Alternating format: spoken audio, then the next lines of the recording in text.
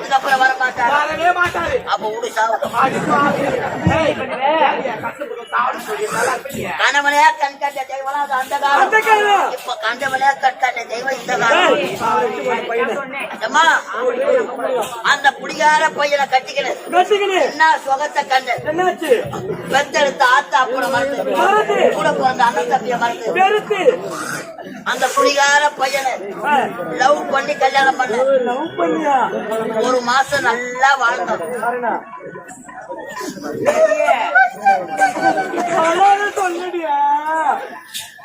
மூக்குல கூட மூக்குத்தி இல்லையாடா பாடு. மூக்குத்தி வாங்கி கொடுறான்னு கேட்டேன். மூக்கு இருந்தா தானே மூக்குத்தி கேப்பன்னு அவன் குடிவை இல்லை. என் மூக்க முடிச்சு கேட்டு